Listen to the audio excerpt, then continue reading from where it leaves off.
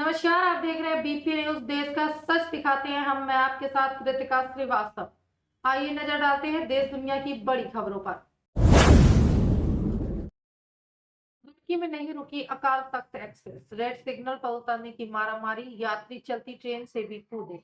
अमृतसर से चलकर सहारनपुर रुड़की होते हुए कोलकाता जाने वाली अकाल तख्त एक्सप्रेस शुक्रवार दोपहर रुड़की स्टेशन पर नहीं रुकी। इससे रुड़की उतरने वाले यात्री परेशान हो गए।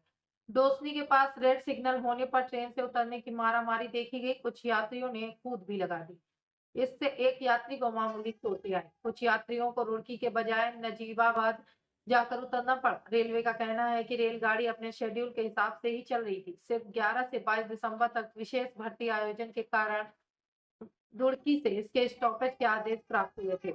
यात्रियों की शिकायत की थी कि सहारनपुर से टिकट लेते समय इस बारे में नहीं बताया गया। रेलवे के ऑनलाइन ऐप पर ट्रेन का स्टॉपेज रुड़की दिखाई दे रहा है। सरपंच की हत्या को लेकर गरमाई राजनीति। भाजपा अध्यक्ष बोले, विधायक से बात करेंगे। इस महीने की शुरुआत में बीड जिले के मस्साजोग गांव के सरपंच संतोष देशमुख की हत्या कर दी गई थी। इस पर आष्टी सीट से भाजपा विधायक सुरेश घास ने धनंजय मुंडे का नाम लिया बगैर उनकी आलोचना की। महाराष्ट्र भाजपा प्रमुख चंद्रशेखर बावनकुले ने कहा कि वे पार्टी विधायक सुरेश घास से कहेंगे कि वे बीड सरपंच की हत्या के मामले में सार्वजनिक बयानबाजी न करें। दरअसल दास ने बीड सरपंच की हत्या के मामले में अप्रोक्ष रूप से एनसीपी विधायक धनंजय मुंडे पर आरोप लगाए। महाराष्ट्र की महायुति सरकार में भाजपा, एनसीपी और शिवसेना का गठबंधन है। ऐसे में भाजपा विधायक द्वारा बयानबाजी से राजनीति गर्मा गई है। ये आदेश एलजी नहीं, अमित शाह के ऑफिस से आया है। महिला सम्मान योजना के जांच के आदेश पर भड़के केजरीवाल। दिल्ली के उपराज्यपाल वीके सक्सेना ने महिला सम्मान योजना की जांच के आदेश दिए हैं। इसे लेकर अरविंद केजरीवाल ने भाजपा पर हमला बोला है। केजरीवाल का कहना है कि भाजपा दिल्ली में महिला सम्मान योजना रोकना चाहती है। ये आदेश एलजी ऑफिस से नहीं, अमित शाह के ऑफिस से आया है। भाजपा महिलाओं का सम्मान नहीं करती। भाजपा दिल्ली चुनाव में हार मान चुकी है। दिल्ली में महिला सम्मान योजना को महिलाओं को पूरा समर्थन मिल रहा है। अब तक 22 लाख से ज्यादा महिलाओं ने रजिस्ट्रेशन कराया है। केजरीवाल ने कहा कि महिला सम्मान योजना और संजीवनी योजना से दिल्ली के लोग खुश थे। भाजपा इन योजनाओं को रोकना चाहती है। भाजपा महिला सम्मान योजना से बौखला गई है।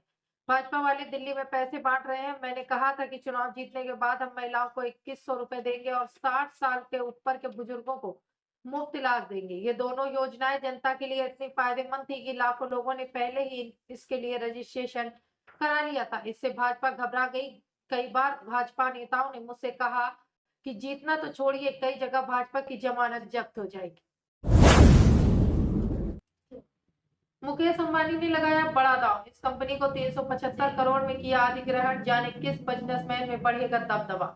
अरबपति कारोबारी मुकेश अंबानी ने बड़ा दांव लगाते हुए technology based health care platform Karkinos का 375 करोड़ में अधिग्रहण किया है। रिलायंस के इंडस्ट्रीज में शनिवार को बताया कि उनकी पूर्ण स्वामित्व वाली सहायक company Reliance strategic business ventures ने जरूरी शेयरों के आवंटन के साथ Karkinos health care private limited का अधिग्रहण पूरा कर लिया है। इस अधिग्रहण के बाद भारत में तेजी से बढ़ते हेल्थ केयर बिजनेस में रिलायंस समूह को पांव पसारने में मदद मिलेगी। कार्किनोस का गठन 24 जुलाई 2020 को भारत में किया गया था और कंपनी कैंसर का शीघ्र पता लगाने और इलाज के लिए प्रौद्योगिकी आधारित समाधान मुहैया कराती है। इसके पिछले प्रमुख निवेशकों में invert investment limited, Tata son की 100% छाया company Reliance digital health limited, Mayo clinic, Sundar Raman और रविकांत शामिल थे। अपनी कैंसर का जल्दी पता लगाने और प्रभावी उपचार से संबंधित सेवाएं देती है, जिनकी कीमत मौजूदा दरों से काफी कम है। इसके बावजूद कंपनी अच्छा लाभ कमा रही है। कंपनी ने दिसंबर 2023 तक लगभग 60 अस्पतालों के साथ साझेदारी की है। शाहजहांपुर में दलित महिला के साथ राइफल की नोक पर दुष्कर्म किया गया। मचाया शोर तो आरोपी अपने कपड़े और मोबाइल छोड़कर फरार हो गया। उत्तर प्रदेश के शाहजहांपुर जिले में एक विभत्स घटना देखने को मिली है। दरअसल जिले के कांड थाना इलाके में एक व्यक्ति ने कथित तौर पर राइफल दिखाकर एक दलित महिला के साथ दुष्कर्म किया। पुलिस ने इस घटना की जानकारी देते हुए बताया कि जब महिला चीखी तो आरोपी अपनी राइफल और कपड़े छोड़कर भाग गया। अपर पुलिस अधीक्षक संजय कुमार ने शनिवार को पीटीआई भाषा को बताया कि थाना कांड क्षेत्र के एक गांव में रहने वाली 32 वर्षीय महिला अपने पति व बच्चों के साथ घर में बरामदे में सो रही थी। तभी आरोपी नीरज ठाकुर दीवार फांद कर घर में घुस आया। इस घटना को लेकर एएसपी ने बताया कि आरोपी महिला को उठाने के बाद राइफल दिखाकर पहले तो रसोई में ले गया और फिर उसके साथ दुष्कर्म किया। महिला इस दौरान चीख चिल्ला रही थी। महिला की चीख पुकार सुनकर परिवार वाले जग गए तो आरोपी अपने राइफल और कपड़े, जैकेट और मोबाइल वहीं छोड़कर घटनास्थल से फरार हो गया। पुलिस ने मामले में दुष्कर्म, घर में घुसने समेत भारतीय न्याय संहिता की धाराओं तथा अनुसूचित जाति जनजाति के अधिनियम के तहत आरोपी नीरज ठाकुर के खिलाफ शुक्रवार को मामला दर्ज कर लिया है। अधिकारी ने बताया कि घटना को अंजाम देने के बाद से आरोपी फरार है, उसकी तलाश की जा रही है। संभल में जामा मस्जिद के सामने पुलिस चौकी का निर्माण कराया गया भूमि पूजन, ये रखा जाएगा नाम। संभल में 24 नवंबर को हुए बवाल के बाद पुलिस प्रशासन अलर्ट है। अब जामा मस्जिद के पास पुलिस चौकी का निर्माण शुरू हो गया है। शुक्रवार को मस्जिद के पास खाली मैदान पर खुदाई करवाई गई। अब शनिवार सुबह से निर्माण कार्य के लिए भूमि पूजन कराया गया है। अपर पुलिस अधीक्षक की मौजूदगी में पंडित शोभित शास्त्री ने वैदिक मंत्रोच्चारण के साथ भूमि पूजन संपन्न कराया। 24 नवंबर को जामा मस्जिद के सर्वे के दौरान हुए बवाल से सतर्क हुए पुलिस प्रशासन ने जामा मस्जिद के नजदीक पुलिस चौकी बनाने का निर्णय लिया। बारिश से एक्यूआई में सुधार से ग्रैप स्टेज 3 हटा, क्या अब चला सकते हैं BS3 petrol BS4 diesel car.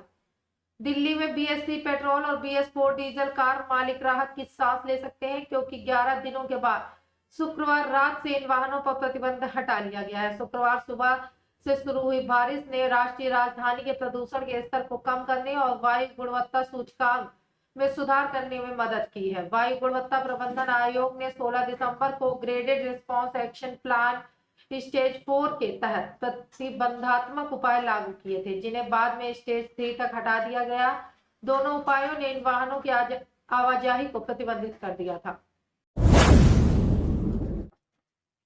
Marathi अभिनेत्री उर्मिला कोठारे की कार की चपेट में आए 2 लोग, श्रमिक की मौत, एक घायल। मुंबई की कांदिवली में शुक्रवार की रात मशहूर मराठी अभिनेत्री उर्मिला कोठारे की कार दुर्घटनाग्रस्त हुई। रिपोर्ट्स के मुताबिक उर्मिला अपने काम से वापस आ रही थी और उनकी कार उनका चालक चला रहा था, जिसने वाहन से अपना नियंत्रण खोया। कार चालक की लापरवाही के कारण कार ने बोईसर मेट्रो स्टेशन के पास 2 मेट्रो श्रमिकों की टक्कर मार दी। हादसे में एक श्रमिक की मौत हो गई जबकि दूसरा गंभीर रूप से घायल हो गया। इस हादसे में उर्मिला भी घायल हुई। इस घटना के बाद समता नगर थाने में कार चालक के खिलाफ मुकदमा दर्ज किया गया है और पुलिस ने मामले की जांच शुरू कर दी है। पुलिस ने कहा कि कार में एयरबैग लगा हुआ था, जिसकी वजह से उर्मिला की जान बच गई। हालांकि हादसे के कारण कार बुरी तरह क्षतिग्रस्त हुई है। पुलिस ने बताया कि कार बहुत तेज रफ्तार में थी। सिकंदर का टीजर रिलीज, अगले साल ईद पर धुआं उठाएंगे सलमान खान। गजनी के डायरेक्टर ने बनाई फिल्म। सलमान खान की अपकमिंग फिल्म सिकंदर लंबे समय से सुर्खियों में है। फैंस को इस फिल्म का बेसब्री से इंतजार है। अब सलमान खान ने अपने फैंस का इंतजार खत्म कर दिया है। शनिवार को सिकंदर का ऑफिशियल टीजर रिलीज कर दिया गया है। नाडियाडवाला प्रोडक्शन में बनी इस फिल्म को गजनी जैसी सुपरहिट फिल्म दे चुके साउथ के डायरेक्टर मुरुगदास बना रहे हैं। ये फिल्म अगले साल ईद पर रिलीज होगी। सलमान खान फिल्म में दमदार एक्शन के मोड में नजर आ रहे हैं। बता दें कि सलमान खान स्टारर फिल्म सिकंदर बीते काफी दिनों से सुर्खियों में थी। सलमान खान ने बीते दिनों इसकी शूटिंग भी हैदराबाद में की थी। अब सलमान खान ने इस फिल्म का शूट पूरा कर दिया है। South director Murugadoss box office के मास्टर और कहानी के उम्दा खिलाड़ी हैं। मुरुगदास और आमिर खान के साथ फिल्म गजनी बनाई थी। हालांकि यह फिल्म साउथ का रीमेक थी, लेकिन इस फिल्म में बॉक्स ऑफिस पर जमकर कमाई की थी। अब मुरुगदास जल्द ही सलमान खान के साथ फिल्म लेकर आने वाले हैं। शनिवार को फिल्म का टीजर रिलीज कर दिया गया है। टीजर में एक बार फिर सलमान खान दमदार एक्शन में गुंडों की हड्डियां तोड़ते नजर आ रहे हैं। में भारतीय टीम की शानदार वापसी, ऑस्ट्रेलिया के 474 रन के जवाब में बनाया 358। नीतीश का शतक। ऑस्ट्रेलिया ने टॉस जीतकर पहले बल्लेबाजी चुनी। शुक्रवार को दूसरे दिन ऑस्ट्रेलिया ने अपनी पहली पारी में 474 रन बनाए थे। जवाब में भारत ने तीसरे दिन का खेल खत्म होने तक अपनी पहली पारी में 9 विकेट गंवाकर 358 रन बना लिए हैं। मेलबर्न में जारी बॉक्सिंग डे टेस्ट के तीसरे दिन का खेल खत्म हो चुका है। टीम इंडिया ने इस मैच में जबरदस्त वापसी की है और खेल खत्म होने तक अपनी पहली पारी में 9 विकेट गंवाकर 358 रन बना लिए हैं। ऑस्ट्रेलिया ने अपनी पहली पारी में 474 रन बनाए थे। इस लिहाज से भारत अभी भी 116 रन पीछे है। नीतीश रेड्डी ने बेहतरीन शतक जड़ा और फिलहाल 105 रन बनाकर नाबाद हैं। उन्होंने अब तक 176 गेंद की अपनी पारी में 10 चौके और 1 छक्के लगाए। उनके साथ मोहम्मद सिराज भी 2 रन बनाकर नाबाद हैं। नमकीन बनाने की फैक्ट्री में धमाके के बाद लगी आग, 4 कर्मचारी घायल, दमकल विभाग की टीम ने पाया आग पर काबू।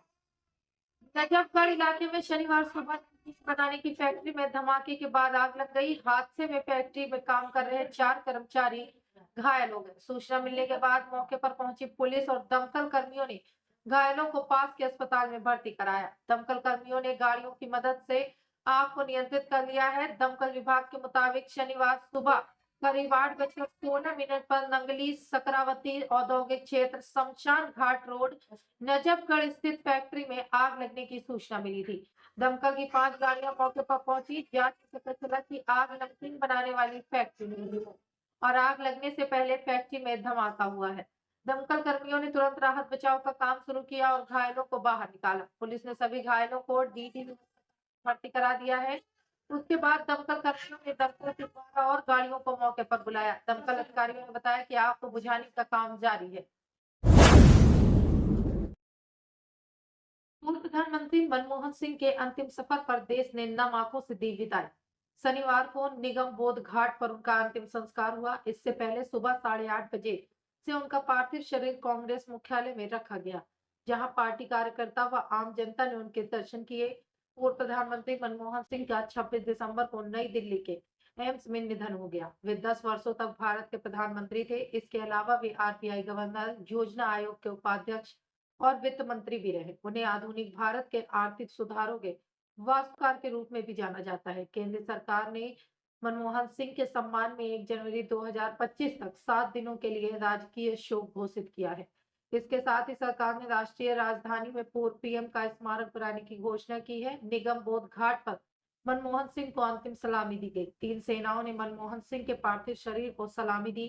प्रधानमंत्री नरेंद्र मोदी और केंद्रीय गृह मंत्री अमित शाह निगम बोध पहुंचे। चीन के साइबर हमले से हिला अमेरिका, जासूसी के लिए एक बार 9वीं दूरसंचार कंपनी को बनाया शिकार। चीन के हैकरों ने अमेरिका पर बड़ा साइबर हमला किया है। व्हाइट हाउस की एक शीर्ष अधिकारी ने कहा कि चीनी हैकरों ने 9वीं अमेरिकी दूरसंचार कंपनी को जासूसी अभियान के तहत हैक कर लिया है, जिससे बीजिंग में बैठे अधिकारियों को ज्ञात संख्या में अमेरिकियों के निजी संदेशों और फोन पर हुई बातचीत के बारे में जानकारी मिल गई है। इस घटना ने अमेरिका में हड़कंप मचा दिया है। जासूसी के लिए की गई चीन की इस हरकत से अमेरिका की सुरक्षा एजेंसियों में भी खलबली मच गई है। बाइडेन प्रशासन और अधिकारियों ने इस महीने कहा था कि कम से कम 8 दूरसंचार कंपनियां और दर्जनों देश सॉल्ट टाइफून के नाम से जाने जाने वाले चीनी हैकिंग हमले से प्रभावित हुए हैं। इस बीच उपराष्ट्रीय सुरक्षा सलाहकार एनी न्यूबर्गर ने शुक्रवार को पत्रकारों को बताया कि चीनी हमले की शिकार 9वीं दूरसंचार कंपनी की पहचान हुई है। अधिकारियों ने कहा कि हैकरों ने दूरसंचार कंपनियों के नेटवर्क में सेंध लगाकर ग्राहकों के कॉल रिकॉर्ड हासिल किए और सीमित संख्या में व्यक्तियों के निजी संचार तक पहुंच बनाई है। जगजीत सिंह डल्लेवाल पर सुप्रीम कोर्ट की पंजाब सरकार को फटकार, 31 दिसंबर का दिया समय। सुप्रीम कोर्ट ने किसान नेता जगजीत सिंह डल्लेवाल को अस्पताल में भर्ती करने की अनुमति न देने के लिए किसानों को फटकार लगाई है। किसान नेता 26 नवंबर से ही अनिश्चितकालीन भूख हड़ताल पर बैठे हैं। उनकी स्वास्थ्य स्थिति बिगड़ गई है। अदालत ने डल्लेवाल की बिगड़ती सेहत पर चिंता जताई और राज्य सरकार को आदेश दिया कि वह यह सुनिश्चित करे कि किसान नेता को चिकित्सा सहायता दी जाए। हालांकि अदालत जगदीश सिंह डल्लेवाल को अस्पताल में भर्ती करने के राज्य के प्रयासों से असंतुष्ट है। अदालत ने किसान नेता को अस्पताल में भर्ती कराने के लिए मनाने के लिए 31 दिसंबर तक का समय दिया है। जस्टिस सूर्यकांत ने पंजाब के मुख्य सचिव से कहा कि कृपया उन्हें समझाएं कि जो भी उनके अस्पताल में भर्ती होने का विरोध कर रहे हैं वे उनके शुभचिंतक नहीं है। पंजाब के एडवोकेट जनरल, मुख्य सचिव और डीजीपी के आश्वासन पर सुप्रीम कोर्ट ने उन्हें उचित कदम उठाने के लिए और समय दिया है। अदालत ने कहा कि अगर पंजाब को किसी सहायता की आवश्यकता है तो केंद्र सरकार अपेक्षित सहायता देगी। कांग्रेस नेता संदीप दीक्षित ने अरविंद केजरीवाल पर साधा निशाना, बोले उनकी फितरत झूठ बोलने की है। दिल्ली में विधानसभा चुनाव की तैयारियां जोरों पर हैं। इस बीच कांग्रेस नेता संदीप दीक्षित ने बयान देते हुए कहा है कि दिल्ली के मुख्यमंत्री आतिशी 2100 रुपए महिला सम्मान योजना के तहत देने का वादा करती है। रजिस्ट्रेशन शुरू हो जाता है और उसी योजना के तहत उन्हीं की सरकार का एक विभाग अखबारों में इश्तिहार देता है कि ऐसी कोई योजना है ही नहीं और ऐसा कोई फॉर्म भी नहीं निकला है। इसका मतलब आतिशी झूठ बोल रही है। उन्होंने आगे कहा कि अरविंद केजरीवाल झूठ बोल रहे हैं कि इसी को लेकर उन्होंने दिल्ली के एलजी को शिकायत की थी। इसके बाद उपराज्यपाल ने जांच के आदेश दिए हैं। उन्होंने आगे यह भी कहा कि दिल्ली में कांग्रेस का आम आदमी पार्टी के साथ गठबंधन नहीं हुआ है, इसलिए कांग्रेस मजबूती से अकेले चुनाव लड़ेगी। मैं इतना बड़ा नेता नहीं हूँ कि भाजपा मुझे मोहरा बनाए। अरविंद केजरीवाल की फितरत झूठ बोलने की है। संदीप दीक्षित का कहना है कि उन्होंने प्रवेश वर्मा के द्वारा पैसे बांटे जाने के मामले की भी शिकायत दिल्ली के उपराज्यपाल से की थी। बता दें कि दिल्ली में अरविंद केजरीवाल की महिला सम्मान योजना विवादों में फंस गई है। कांग्रेस और बीजेपी ने इस योजना पर पहले ही सवाल खड़े किए थे। वहीं दिल्ली के अफसरों ने भी अखबार में विज्ञापन देकर कहा था कि दिल्ली सरकार ऐसी कोई योजना नहीं चला रही है। सुजुकी मोटर के पूर्व चेयरमैन ओसामू सुजुकी का 94 साल की उम्र में निधन, जानिए उनका सफरनामा। सुजुकी मोटर कॉर्पोरेशन के पूर्व चेयरमैन ओसामू सुजुकी का निधन हो गया है। उन्होंने जापानी मिनी वाहन निर्माताओं को ग्लोबल लेवल पर प्रतिस्पर्धी कंपनी बनाने में मदद की। कंपनी ने शुक्रवार को यह जानकारी दी। वे 94 वर्ष के थे। एपी की खबर के मुताबिक सुजुकी अपनी स्पष्ट कमेंट और मित्रता के लिए जानी जाती थी। वे खुद को एक छोटी सी मध्यम आकार की कंपनी का बूढ़ा आदमी कहते थे। वो 1978 में सुजुकी के सीईओ बने और उस समय कंपनी का नेतृत्व कर रहे थे जब यह भारत में स्थानीय उत्पादन शुरू करने वाली पहली जापानी वाहन निर्माता बनी। भारत में इसकी कारें बेहद लोकप्रिय साबित हुई। खबर के मुताबिक 30 जनवरी 1930 को ओसामू मतासुदा में के रूप में जन्मे सुजुकी ने टोक्यो के चुओ यूनिवर्सिटी स्कूल ऑफ लॉ से स्नातक होने के बाद बैंकिंग सेक्टर में काम किया। वे 1958 में सुजुकी मोटर के शामिल हुए जो मध्यम जापानी शहर हमामात्सु में स्थित है। उन्होंने कंपनी के तत्कालीन अध्यक्ष शिंजो सुजुकी की बेटी से शादी की है जो कंपनी के संस्थापक परिवार से संबंधित थी। जैसा कि कभी-कभी ऐसी स्थितियों में रिवाज होता है, मात्सुदा ने अपनी पत्नी का पहला नाम अपना लिया। बोरवेल में चेतना, छठे दिन सुरंग खोदने नीचे उतरे जवान, मां बोली मेरी बच्ची तड़प रही।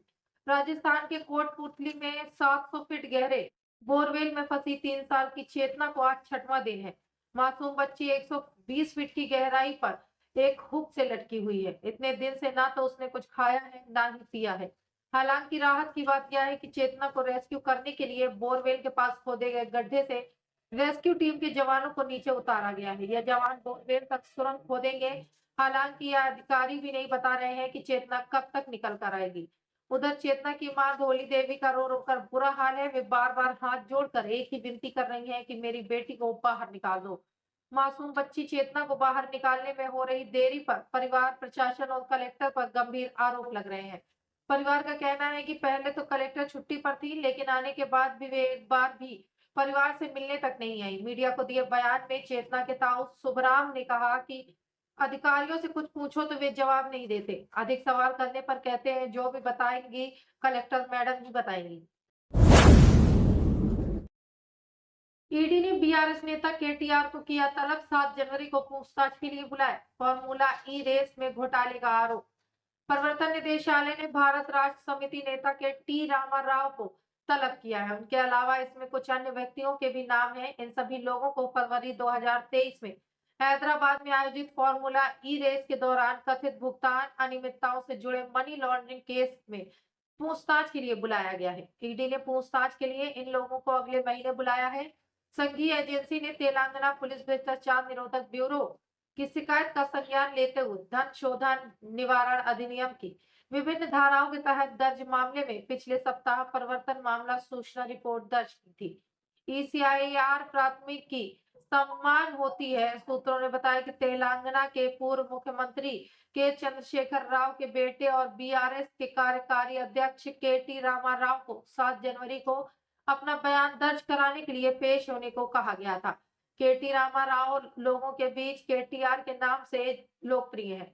उन्होंने बताया कि भारतीय प्रशासनिक सेवा के वरिष्ठ अधिकारी अरविंद कुमार और रिटायर्ड अधिकारी तथा हैदराबाद महानगर विकास प्राधिकरण के पूर्व मुख्य अभियंता बीएलएन रेड्डी को क्रमशः 2 जनवरी और 3 जनवरी को तलब किया गया है। व्हाट्सएप यूजर्स की हुई मौत, अब एक क्लिक पर कर सकेंगे असली नकली फोटो की पहचान। आज के समय में व्हाट्सएप एक पॉपुलर इंस्टेंट मैसेजिंग ऐप है। हमारे डेली रूटीन लाइफ में भी वह व्हाट्सएप का काफी बड़ा रोल है। दुनिया भर में करीब 4 बिलियन से अधिक लोग इसका इस्तेमाल करते हैं। अपने करोड़ों यूजर्स की सहूलियत के लिए कंपनी समय समय पर नए नए फीचर्स लाती रहती है। अब व्हाट्सएप एक ऐसा फीचर लाने जा रहा है जो आपको ऑनलाइन फ्रॉड और स्कैम से बचा सकता है। दरअसल व्हाट्सएप इन दिनों एक ऐसे फीचर्स पर काम कर रहा है जिससे आप असली और नकली फोटो की आसानी से पहचान कर सकते हैं। कंपनी अपने वेब यूजर्स के लिए रिवर्स इमेज सर्च फीचर को डेवलप कर रही है। इस फीचर के रोल आउट होने के बाद ऐप पर आई फोटो को 1 क्लिक से उसे वेरीफाई कर पाएंगे। इसके आप पता लगा सकेंगे कि जो फोटो आपको भेजी गई है वो असली है या फिर नकली। आपको बता दें कि पिछले कुछ समय से ऑनलाइन फ्रॉड और स्कैम के कई सारे मामले ऐसे सामने आ चुके हैं जिसमें लोगों को नकली फोटो सेंड करके ठगी का शिकार बनाया गया है। ठगी का शिकार बनाने के साथ साथ नकली फोटो फैलाकर गलत और भ्रामक जानकारी भी फैलाई जाती है। एआई का इस्तेमाल बढ़ने के बाद से फेक फोटो वाले मामले भी तेजी से बढ़ रहे हैं। अब इस पर लगाम कसने के लिए व्हाट्सएप अब रिवर्स इमेज सर्च फीचर ला रहा है। 7 लाख के इनामी नक्सली देवा ने किया आत्मसमर्पण, कहा जंगल की जिंदगी से बड़ा कोई दर्द नहीं। महाराष्ट्र के गोंदिया जिले से 7 लाख के इनामी नक्सली देवा ने आत्मसमर्पण किया है। 27 साल का देवा बचपन में ही नक्सलियों के दल में शामिल हो गया था। उसे अर्जुन राकेश सुमडो मुडाम के नाम से भी जाना जाता है। वह तांडा दलम, मलाज खंड दलम और palmate platoon 9 platoon party committee का मेंबर था। देवा छत्तीसगढ़ के बीजापुर जिले में गुंडम बाईपारा गांव का रहने वाला था। लंबे समय तक नक्सलवादियों के बीच रहने के बाद वह संगठन में हो रहे उत्पीड़न और यातना से तंग आ गया था। ऐसे में उसने जिला पुलिस बल के समक्ष आत्मसमर्पण करने का निर्णय लिया। देवा के गांव में हथियारबंद नक्सलियों का आना जाना लगा रहता था। इस वजह से वह माओवादियों के झांसे में आ गया और बचपन से ही नक्सली आंदोलन में शामिल हो गया। उसने बाल संगठन में कार्य किया है। वह 2014 में वह पामेट दलम में भर्ती हुआ और हाथ में बंदूक उठा ली। पामेट दलम में 6 माह तक काम करने के बाद 2014 के अंत में उसने अबू झमाड एरिया के 2.5 माह की ट्रेनिंग ली।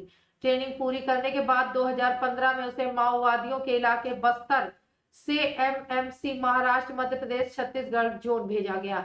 उसने 2015-16 में तांडा दलम और 2016-17 में मलाज खंड दलम में सक्रिय भूमिका निभाई। इस दौरान वह मलाज खंड क्षेत्र के डीवीसीएम चंदू देवचंद के बॉडीगार्ड के तौर पर काम करता था।